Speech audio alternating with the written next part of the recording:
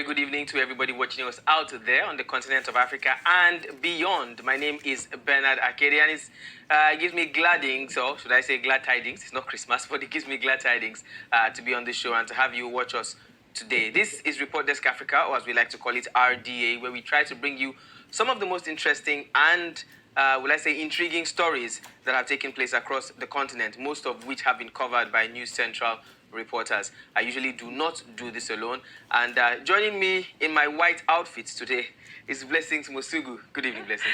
Good evening, Bernard. Good evening, Africa. This is Report Desk Africa, and once again, Happy New Month to all our viewers. And yes, we're both wearing white. We didn't plan it anyways. And this is the program that always promises to give you insight on the top stories, trending stories that makes headlines on the African continent. And as usual, we're going to be dissecting two major stories, which are the Nigeria insecurity, talking about the Kuje prison attack, and we'll also be talking about the Sudanese protests. I mean, the Sudanese people are protesting against military rule, so we will definitely be taking a look into those stories, and we'll have our guests, as usual, dissect the matter, and of course, eventually we'll go into forecast. So we have a lot of things planned for you today. Don't go anywhere. Stay tuned. It's Report Desk Africa.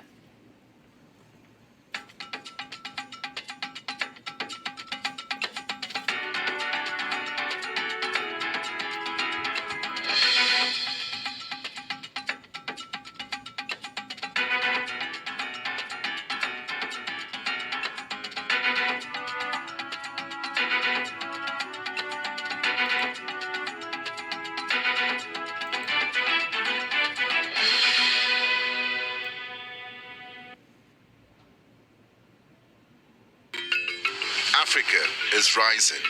Again, we hear our sounds echo on the other side. Afrobeat and Afropop reinvented, hip life brought back to life, new energy infused into Kwaito and Kwela. Africa is balling. Every stroke, every shot, every raise, we find our place at the top. Taking the helm of real power, new hopes for democracies. A breed of entrepreneurial tigers, audacious storytellers, and a promising generation raring to go. Truly, Africa is rising.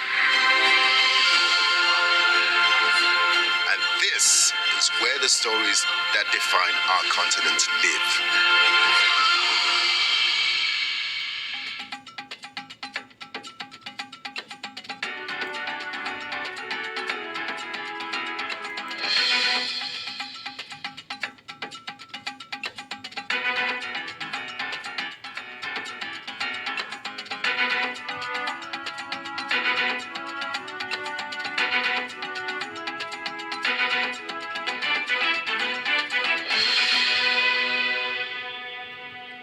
Thank you for staying with us. Now, we did mention, or Blessings did mention earlier, that our two stories today will be talking about, first of all, about insecurity, while the other one is talking about a protest somewhere in Africa. Now, we begin from West Africa, Nigeria to be precise, where in the Federal Capital Territory, there was a terrorist attack by a terrorist group, and they stormed the Kuje custodial center in Abuja, a prison, to be more precise. Well, the story we have is that this prison was stormed and several kinds of sophisticated explosives and guns were used to breach the facility, leading to the escape of over 800 inmates, and this happened on Tuesday night.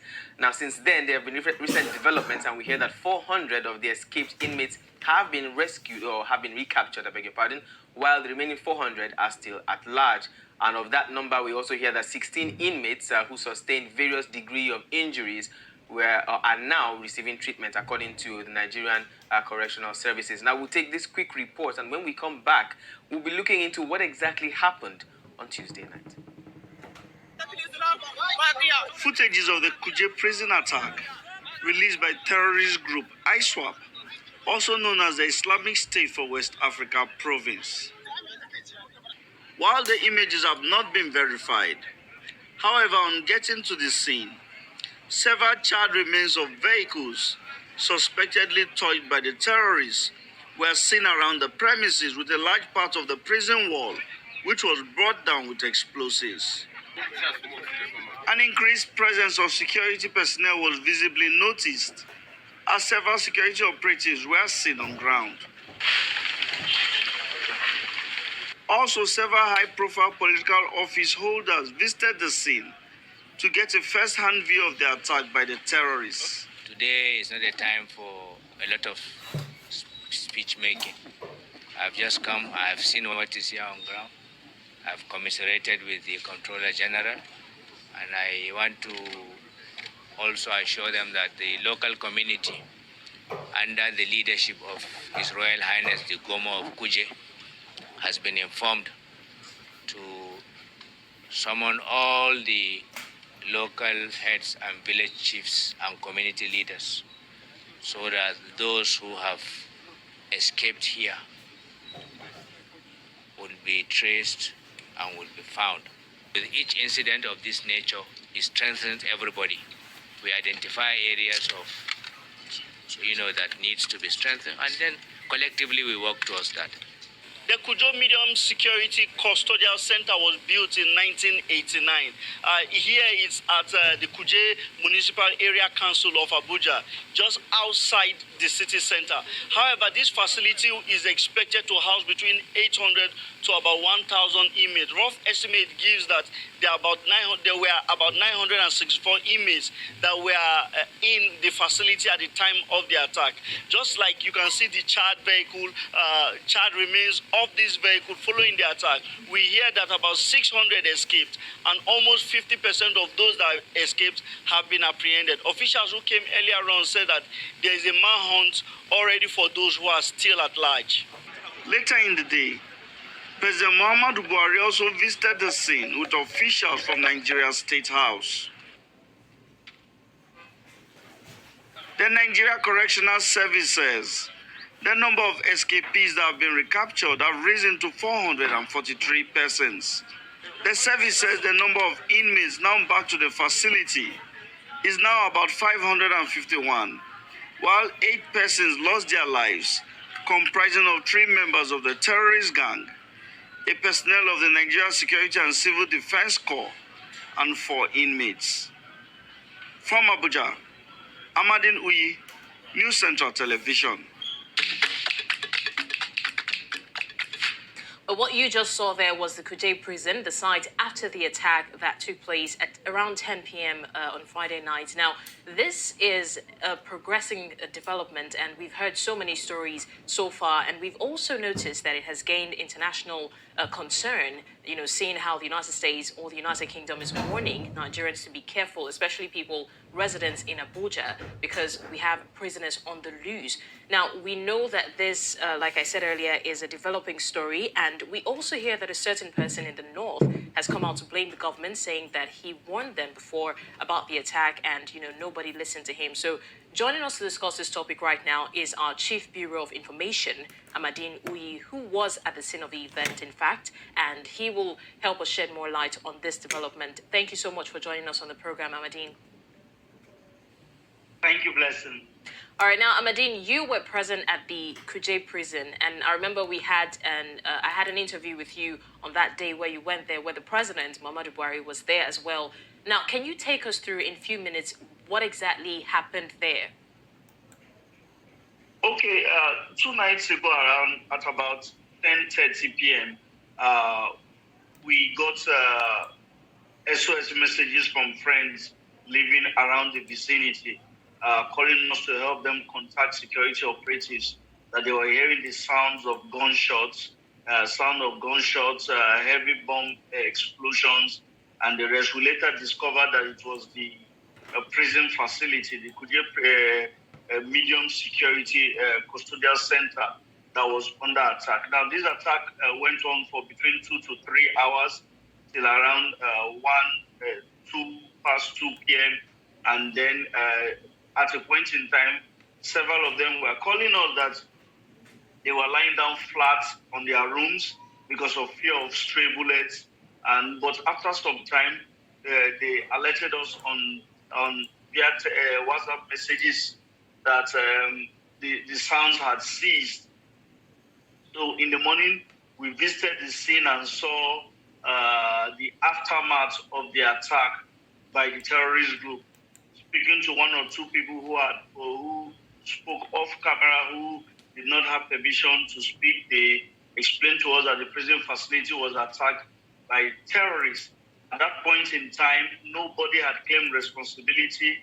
As usual, we had thought it was Boko Haram terrorist sect or the Islamic State of West Africa, in the West African province, ISWAP. Boko Haram first started, later it's splintered, and a faction of it formed ISWAP. So ISWAP is usually located, their area of operation is around the fringes of the Lake Chad Basin, around the islands and surrounding vegetation around there, while Boko Haram is more holed up within the Sambisa forest.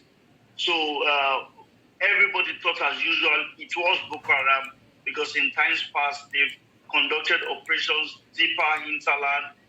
In 2014, the United Nations facility was attacked still in the federal capital. Several churches around surrounding towns, Suleja and others were attacked.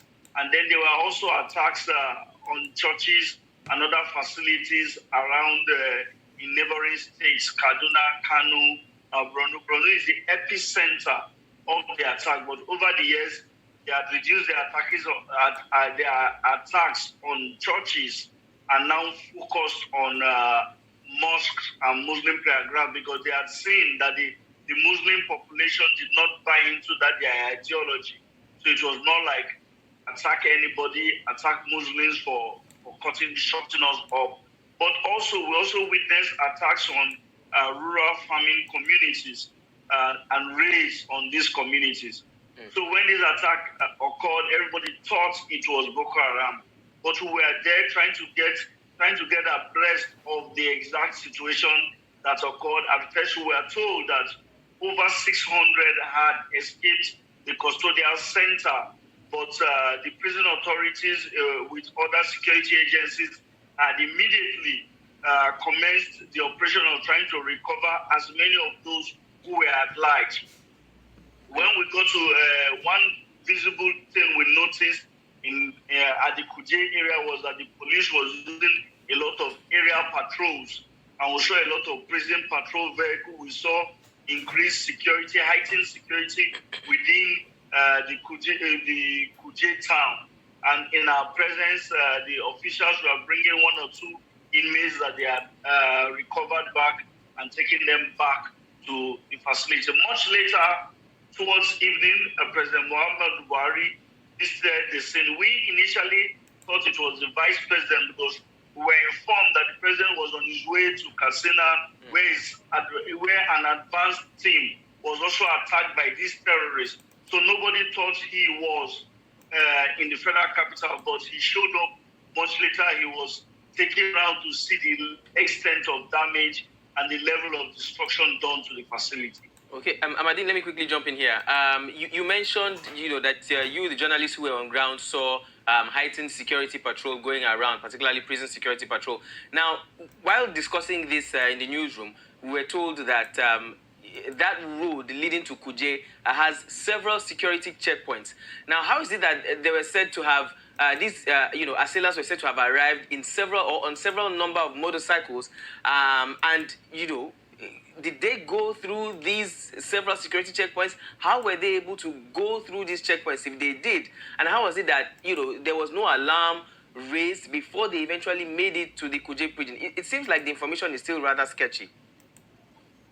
Now, if you understand Kuje very well, the terrain, I've gone to do some stories before, gone with farmers into the bush. It's surrounded by underlying hills, a lot of hills and a lot of vegetation. So most probably when the terrorists tried to sneak into the town, they did not use the major route. Yes, you said their checkpoints are the major route. But at this point in time, when you have several routes in and out, there is a very large community, it's an old and ancient community just beside Abuja's Municipal Area Council. It's meant to be between 45 minutes to an hour and 15 minutes, depending on the level of traffic. So what I think was that these terrorists did not use the major roads because definitely they know that the major roads would be blocked. Another school of thought is that they had already crept into the town and stayed at locations where it was not possible to identify them or locate them, and they carried out attack. Remember that these are not just a bunch of ragtag criminals going about killing people at will. Over the years, they have proven that they have a certain level of organization. I'll give you an example. If you remember the attack on the Abuja-Kaduna train, where several people were kidnapped, remember that months before that time, they had attacked that rail line.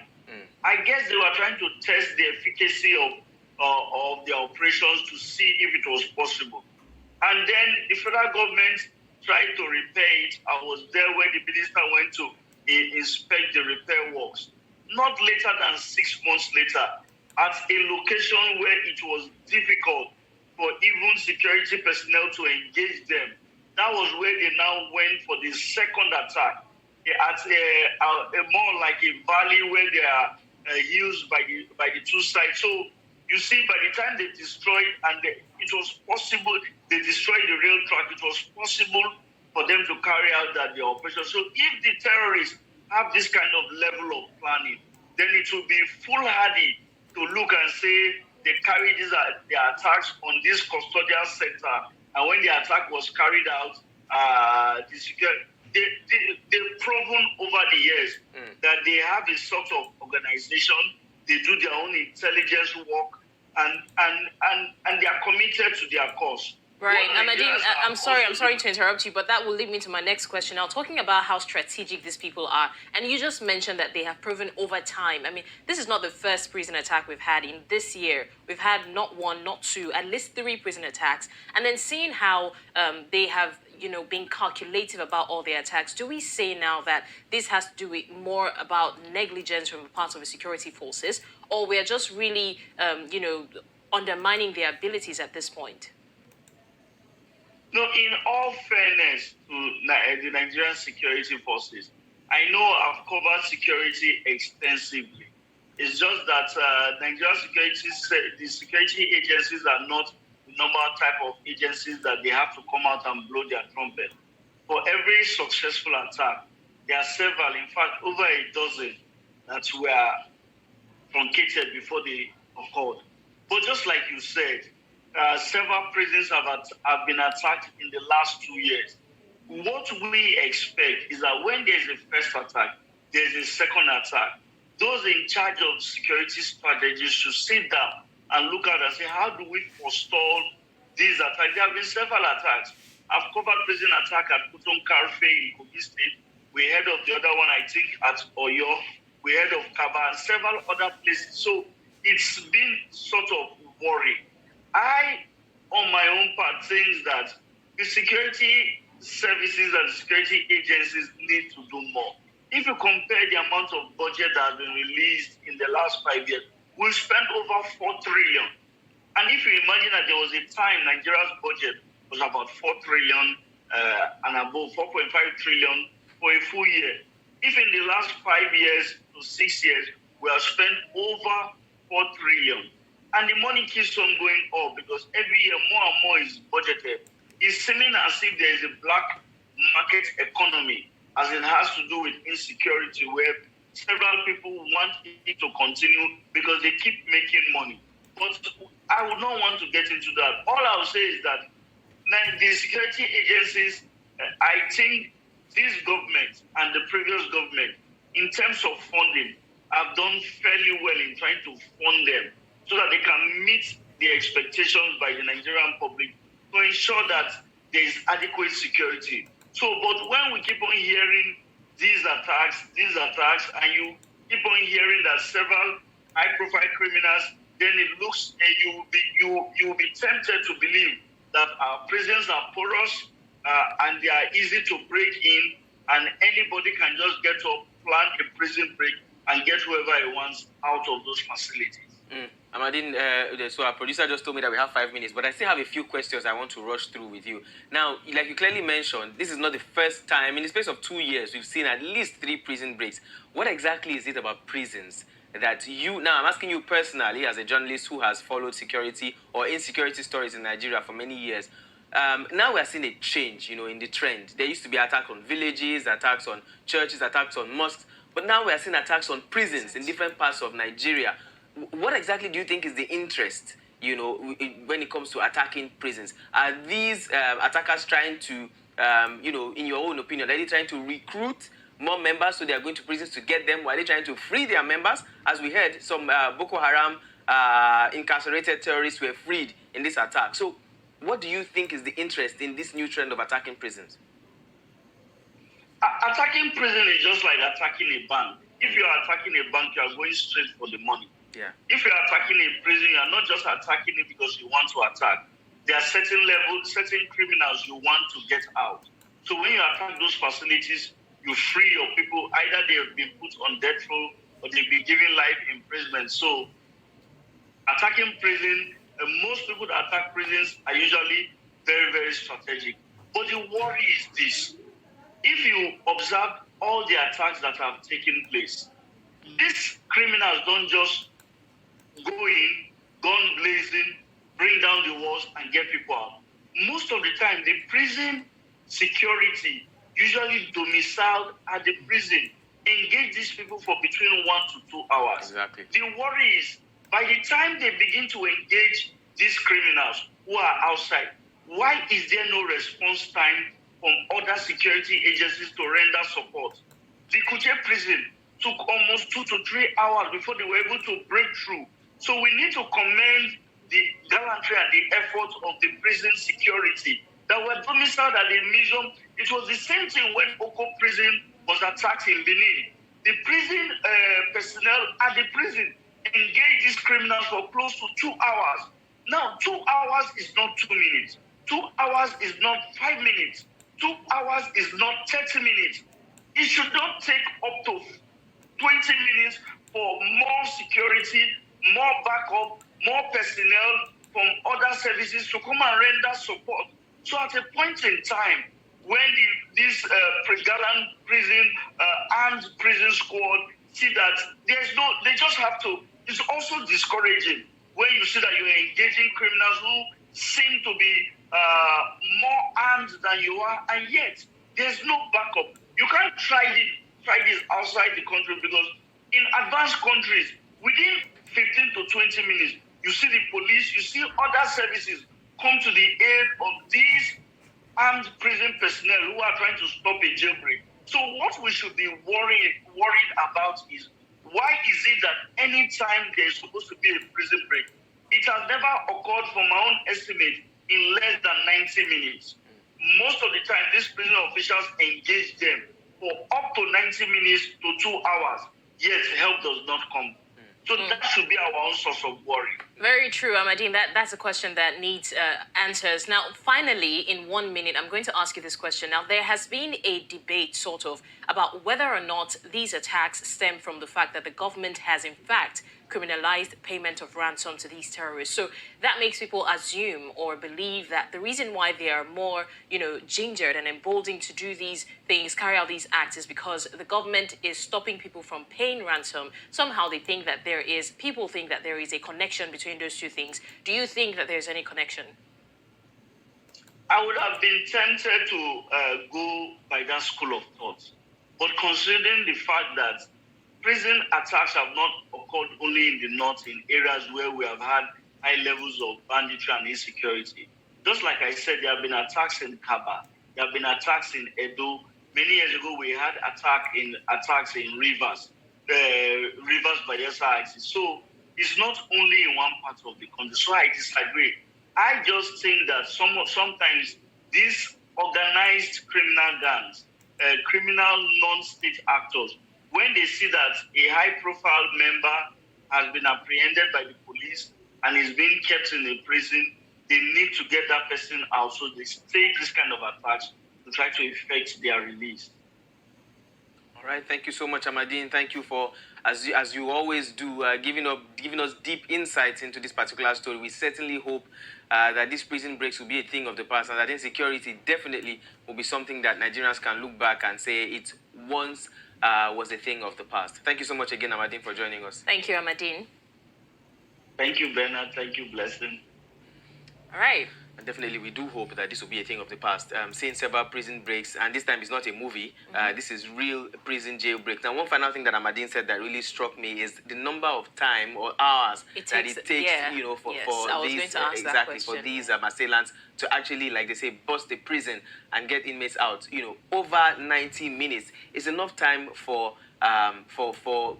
reinforcement, for backup to come and actually engage and push back and probably defeat these assailants. But not once, not twice, not 3 times. We haven't seen this happening. There's no doubt that these security personnel are doing their best, but I think that at this point there should be, you know, space for improvement. We need to be more prompt. We need to act faster. It's like we're really underestimating them. Like, what can they do? After all, it's just 1 attack, 2 attacks, and then before you know, we're counting 5, 6. So if we do not take action, prompt action. We have police stations almost everywhere in Nigeria, so I don't think that there's so much distance between them and, you know, the prison. So yeah, we need to be more prompt. And with the elections coming in less than a year, there are more questions than answers.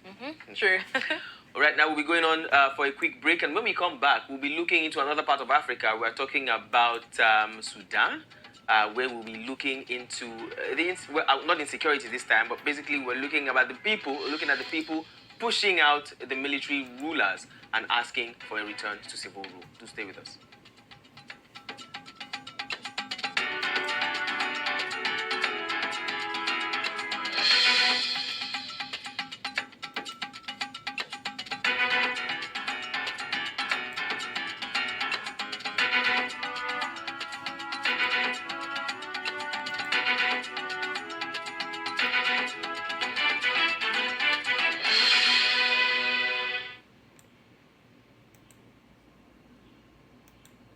This is Africa. I bet you've heard a lot about it. But this is what you need to know. It's the home of the youngest and fastest growing population in the world. This, my friend, is opportunity right here. This is the future, and everyone wants Africa's attention. You need a voice that's African, young, conversational, a platform with the potential to reach millions of people across the continent with content they can relate to, such as lifestyle shows, sports, and news, just the way they love it. Imagine all the people you could be talking to on News Central TV. Well, don't just think about it. Contact us for sponsorship and advert bookings. Put your brand where Africa is watching. It's News Central TV.